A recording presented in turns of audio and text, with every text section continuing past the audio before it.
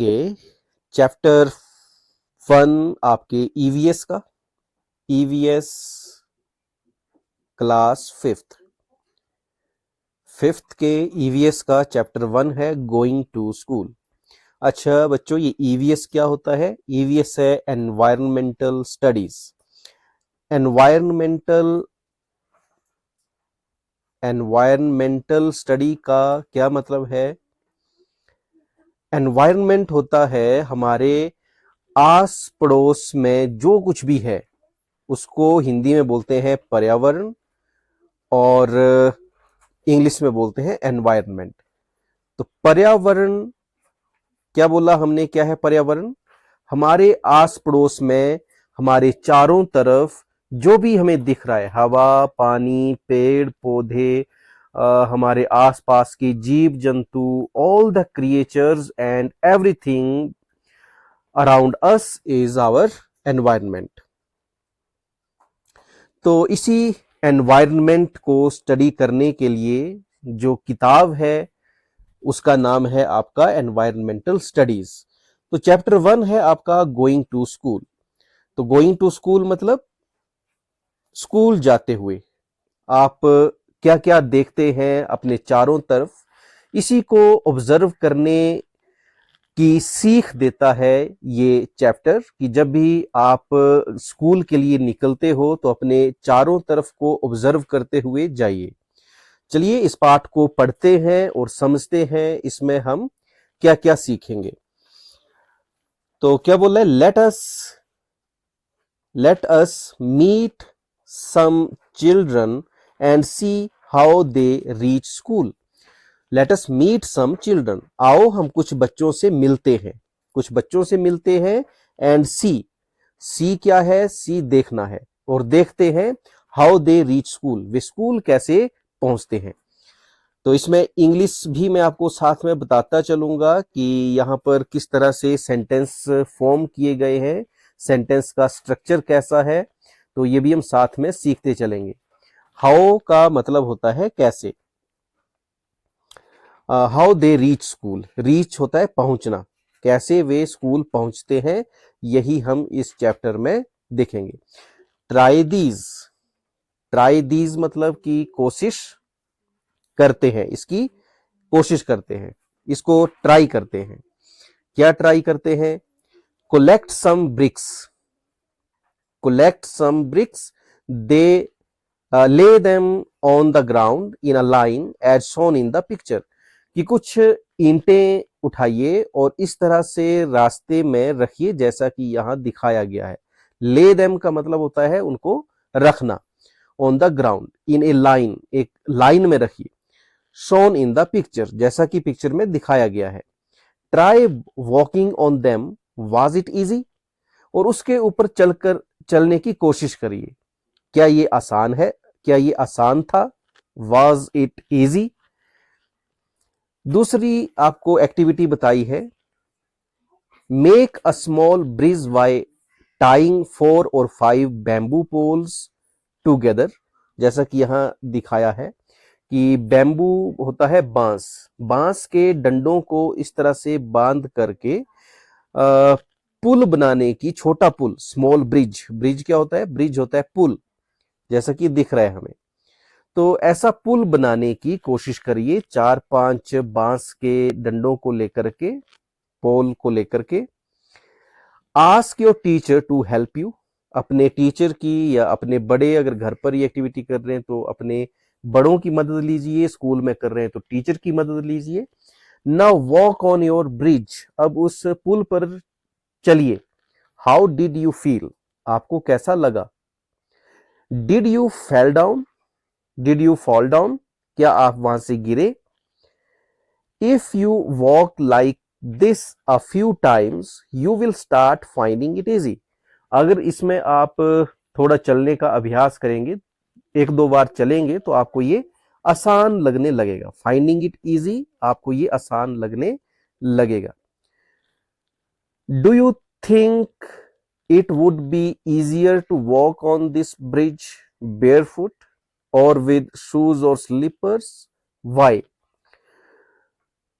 Do you think it would be easier to walk on this bridge barefoot. Barefoot होता है नंगे पांव, think होता है सोचना। तो क्या सोचते हो आप कि अगर आप नंगे पांव चलेंगे पुल के ऊपर तो क्या आपको चलना आसान होगा, और विद शूज और स्लीपर्स, या जूते और चप्पल के साथ चलना आसान होगा? वाई, वाई होता है क्यों। तो क्या सोच रहे हो आप? पहले आपने पुल बनाया, उस पुल के ऊपर आपने चलने की कोशिश करी, फिर आपको क्या लग रहा है कि अगर आप इस पुल के ऊपर नंगे पांव चलेंगे तो आसान रहेगा चलना, और अगर आपको ऐसा लग रहा है कि नंगे पांव चलना आसान होगा तो ऐसा क्यों लग रहा है? चलिए, अब यहां पर ये आपको एक पिक्चर दिखाई है, ये लद्दाख का सीन है, और यहाँ क्या लिखा है इसके बारे में, the trolley. The trolley, every day we have to cross the river to get to school. The river is wide and deep. The river is wide and deep. There is a strong iron rope across the river. On both the sides, it is tied tightly with strong trees or rocks. There is a trolley. अब trolley को यहां bracket में define भी किया कि trolley किसको बोल रहे हैं। An open box made of would, जैसा कि पिक्चर में दिखाया गया है। ओपन बॉक्स, ओपन का मतलब होता है खुला, बक्सा, ऐसा बक्सा जिसमें दीवारें नहीं। बक्सा देखा है ना बच्चों आपने, जिसमें जिसको चारों तरफ से शील्ड किया होता है, सीट लगाई होती है उसमें। लकड़ी का है तो यहाँ लकड़ी के फट्टे लगाए होंगे चारों तरफ, टीन का है तो चारों तरफ टीन की चद्दर लगाई होगी। तो ऐसा बक्सा होता है। लेकिन ये कैसा बक्सा है? ओपन। ओपन का मतलब है कि इसमें यहाँ कोई चार दीवारी इसकी नहीं बनाई है, कोई चद्दर या फट्टा इसमें नहीं लगाया है। तो कैसा बक्सा है ये? Open box. तो इसको ट्रॉली बोल रहे हैं। Attached with the rope, 4 or 5 of us sit on the trolley. 4 or 5 of us sit on the trolley. Pulley helps the trolley to move around the rope. We reach the other side of the river in a short time. अब इसकी Hindi translation समझते हैं। ये कहानी है लद्दाख के एक area की, जहां पर बच्चे स्कूल कैसे जाते हैं कि नदी के दोनों तरफ एक रस्सी को बांधा हुआ है, और उस रस्सी में एक ट्रॉली को लगाया गया है, उसमें पुली लगाई गई है। पुली होता है बच्चों, यहाँ पहिया दिख रहा है आपको, इस पहिए को पुली बोलते हैं, जिसकी हेल्प से ये रोल करता हुआ, सरकता हुआ जाता है। ये जो पहिया है इसके ऊपर लगा हुआ, ये पहिया घूमता हुआ आगे को इस ट्रॉली को मूव करने में, इजीली मूव करने में हेल्प करता है।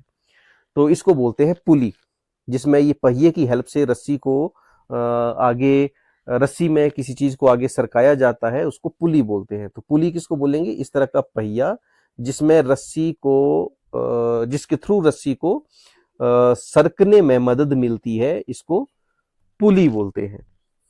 तो अब इसकी हिंदी समझते हैं, क्या बोल रहा है यहाँ पर। ट्रॉली का मीनिंग समझ आ गया हमें, ट्रॉली किसको बोल रहे हैं? लकड़ी का ऐसा बक्सा, खुला बक्सा, इसको ट्रॉली बोल रहे हैं। Every day we have to cross the river to get to school. हर दिन हमें इस नदी को पास करना होता है स्कूल पहुंचने के लिए। The river is wide and deep.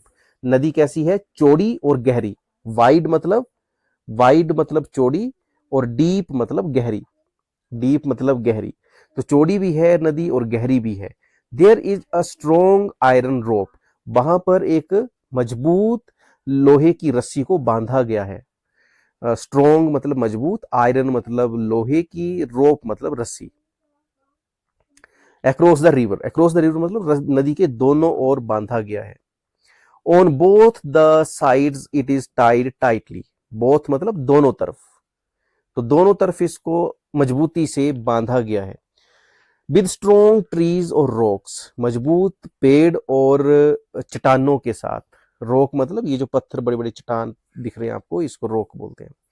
There is a trolley and open box made of wood. यहाँ इस रस्सी में एक ट्रॉली को बांधा गया है, जो कि खुला बक्सा है, लकड़ी का बना हुआ, जिसको रस्सी से जोड़ा गया है। 4 और 5 of us sit in the trolley, तो हम में से 4-5 इस ट्रॉली में बैठ जाते हैं। A pulley helps the trolley to move across the rope, और ये जो पुली है ये इस ट्रॉली को इस रस्सी में आगे सरकने में मदद करता है। We reach the other side of the river in a short time, और हम नदी के दूसरे छोर में बहुत जल्दी पहुंच जाते हैं। शॉर्ट टाइम मतलब बहुत कम समय में पहुंच जाते हैं। लेट अस डू, तो अभी हम कुछ करते हैं एक्टिविटी। लेट अस जहां भी होगा बच्चों उसका मतलब होगा आओ। लेट अस का मतलब है आओ। डू, डू मतलब करते हैं। आओ हम कुछ क्रियाकलाप करते हैं, आओ हम कुछ करते हैं। तो डू मतलब होता है करना, कुछ करने को बोलते हैं डू। लेट अस मतलब आओ।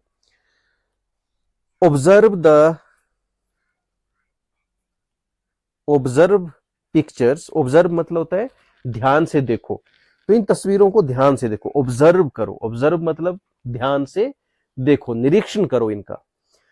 Picture 1 and 2, children are pulling the buckets from the well.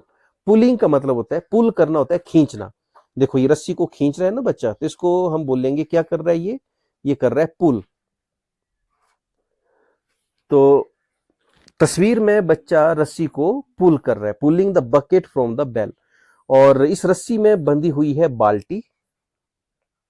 Well होता है कुआं, तो इस कुएं में इस रस्सी में बाल्टी को बांध कर नीचे गिराया जाता है कुएं के अंदर, और फिर उसको खींचा जाता है।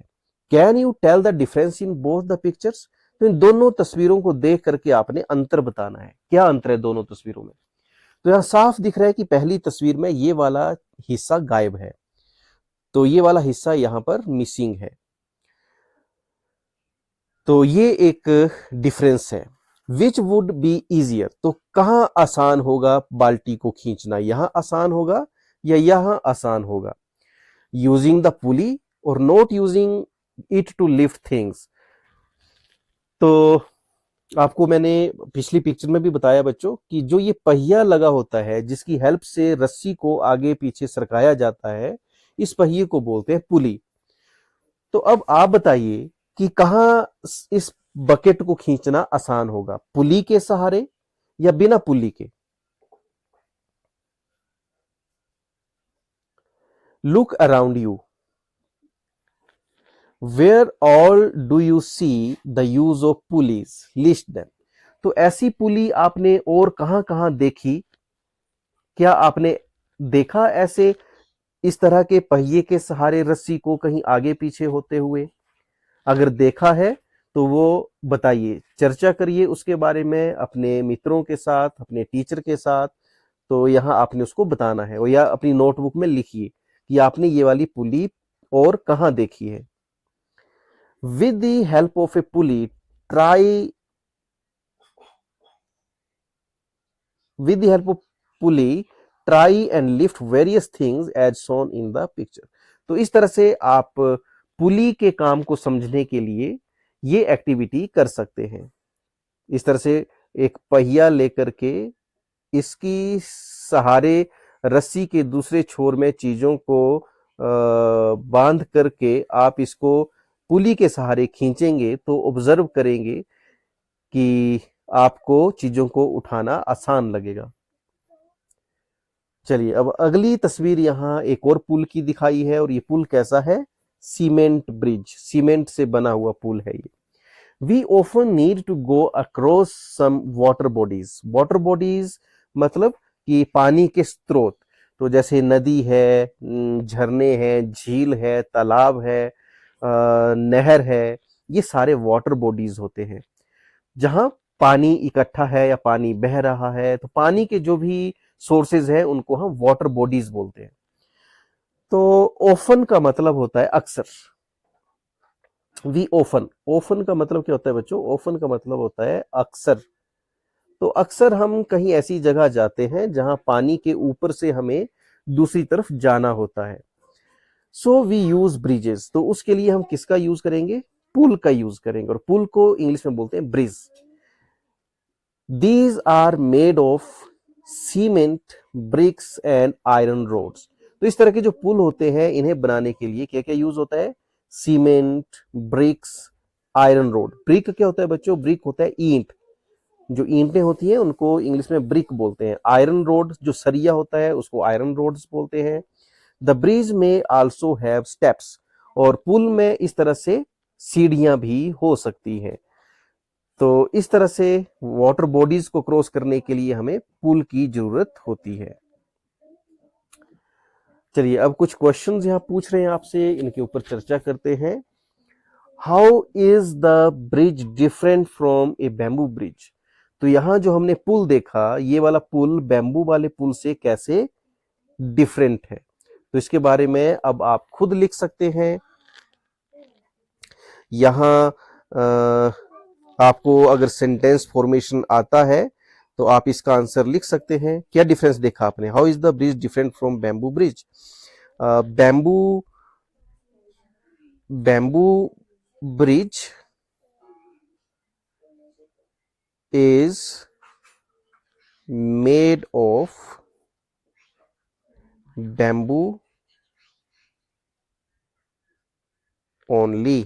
बैम्बू एंड उसको बांधने के लिए क्या लगा था? रस्सी। Bamboo and ropes only.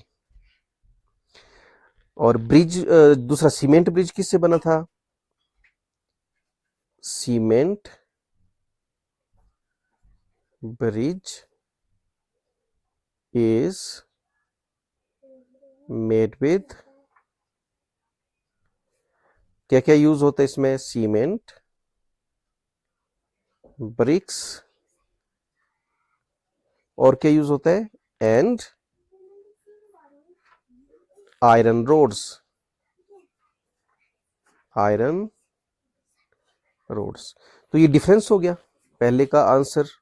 और एक और डिफरेंस भी लिख सकते हैं कि bamboo bridge is not safe to walk, या it is difficult to walk on bamboo bridge, and cement bridge is more safe than bamboo bridge, and we can walk easily on cement bridge. तो इस तरह से दूसरा question क्या है? How many people do you think can cross the bridge at one time? तो क्या लगता है आपको कितने लोग जो हैं वो एक ब्रिज से क्रॉस करते हैं? तो इट डिपेंड्स ऑन, किसके ऊपर निर्भर करेगा? ये किस चीज के ऊपर डिपेंड करेगा कि एक पुल से कितने लोग गुजर सकते हैं? It depends on span of bridge, span and strength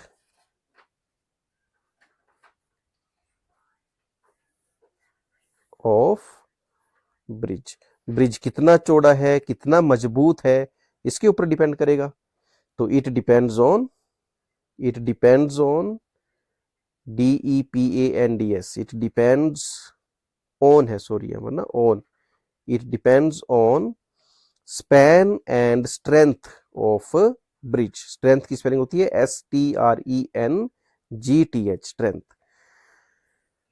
तो अगला क्वेश्चन है, you have seen how children are different kind of bridges to cross river and other uneven areas to reach school.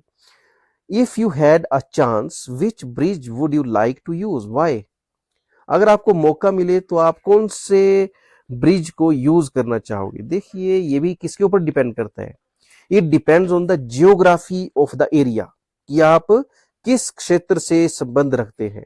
अगर मान लो कि आप ऐसे पहाड़ी क्षेत्र में हैं जहां पर सीमेंट की अप्रोचेबिलिटी नहीं है, तो वहां तो हमें दूसरे जुगाड़ वाले ब्रिज से ही जाना पड़ेगा। तो if you had a chance which bridge would you like to use, लेकिन यहाँ क्या बोला? इफ यू हैड चांस, अगर आपको मौका मिले तो अगर आपको मौका मिले तो कौन से ब्रिज को आप यूज करना चाहोगे? तो it depends on your choice, या आपका अपना आंसर होना चाहिए। इसमें मेरी राय के बजाय आपकी राय ज्यादा महत्व रखती है। आपको क्या समझ आ रहा है? आप बैम्बू ब्रिज यूज करना चाहेंगे, या आप सीमेंट ब्रिज यूज करना चाहेंगे, या आप ट्रॉली से क्रॉस करना चाहेंगे, it depends on your choice. लेकिन आपने साथ में क्या करना है, वाई का आंसर भी बताना है। जो भी आप ऑप्शन लो उसका रीजन भी बताना है कि क्यों। Do you have to cross any bridge on the way to your school? If yes, what is the bridge like? Draw its picture. तो ये भी आपके एरिया के ऊपर डिपेंड करता है। इसका कोई भी आंसर आप कहीं एमबीडी से, गाइड से या किसी के बोलने से लिखते हो तो ये गलत बात है। आप जिस भी एरिया में है, जहां से भी आप स्कूल तक का रास्ता तय करते हैं, उस रास्ते को ऑब्जर्व करिए।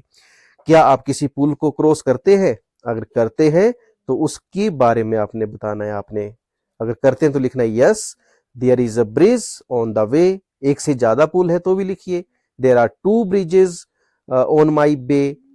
If yes, what is the bridge like? अगर हाँ पुल है तो आपने बताना है कि वो पुल कैसा है। क्या वो कंक्रीट से बना हुआ पुल है, सीमेंट पुल है, या बैम्बू ब्रिज है, या जो जैसा भी आप के एरिया में पुल है उसके बारे में बताना है। दूसरा क्या है, ड्रॉ इट्स पिक्चर, फिर उसकी तस्वीर बनानी है आपने। नेक्स्ट है आपका, find out from your grandparents what kind of bridges were there when they were young. तो अपने घर के बुजुर्गों से आपने बातचीत करनी है, दादा दादी से, कि जब वो छोटे थे तो उन्होंने कैसे कैसे पुल देखे थे, उनके बचपन के टाइम में कैसे पुल हुआ करते थे। तो इसका भी आंसर आपने खुद लिखना है, बातचीत करके। अपने दादा दादी से बातचीत करिए और फिर जो भी आपकी चर्चा होती है उसके बारे में लिखिए। Is there any bridge near your house? Find out more about the bridge. अपने घर के नजदीक जो भी आपका पुल है उसके बारे में पता करिए और find out more about the bridge, और उस पुल के बारे में जानकारी इकट्ठी करिए। What is the bridge over water, over a road, between 2 mountains or somewhere else? Where is the bridge? ये जो ब्रिज आपके घर के नजदीक है, ये ब्रिज कहां पर है? आपके नदी के सोर्स के ऊपर है, पानी के ऊपर है, या कहीं रोड की कनेक्टिविटी पर है, या बिटवीन 2 माउंटेन्स, 2 पहाड़ों के बीच में है, या कहीं दूसरी जगह पर है। तो इस तरह से आपने जानकारी इकट्ठी करनी है पुल के बारे में और उसके बारे में लिखना है। Who all use the bridge? Is it used by people on foot and also by vehicles and animals? तो इस पुल को कौन यूज कर रहा है? लोग यूज कर रहे हैं पैदल चलने के लिए, या इसमें व्हीकल्स भी चलते हैं। व्हीकल्स क्या होते हैं? जो गाड़ियां होती हैं, स्कूटर, मोटरसाइकिल, कार, बस, इसको हम बोलते हैं व्हीकल्स। एंड एनिमल्स जो भी पशु, घोड़े, गाय, जानवर अगर इससे जाते हैं तो वो भी आप बताइए कि उस पुल से कौन कौन जाता है। Does the bridge seem to be old और as it is new? Is it new? तो ये जो पुल है, क्या ये पुराना पुल है या नया पुल है? Find out what materials are used to making this bridge, list some of them. पता करिए इस पुल को बनाने में क्या क्या मटेरियल यूज हुआ, उसकी यहां लिस्ट लिखिए। Draw a picture of the bridge in your notebook. Do not forget to draw the train, vehicle, animals और people who crosses the bridge. तो उस पुल की अपने नोटबुक पर तस्वीर बनाइए और उस पुल को कौन कौन यूज करता है उनकी भी साथ में तस्वीर बनाने की कोशिश करिए। Imagine what difficulties would be if the bridge was not there. अब आपने कल्पना करनी है। इमेजिन का मतलब क्या होता है? कल्पना करना। कल्पना करिए कि कितना मुश्किल होता अगर ये पुल वहां पर नहीं होता। Let us find out some other ways by which children get to school. चलिए अब इसके आगे की बात हम अगले वीडियो में समझेंगे। आज के लिए इतना ही। आपको क्या क्या समझ आया कमेंट करके जरूर बताएं।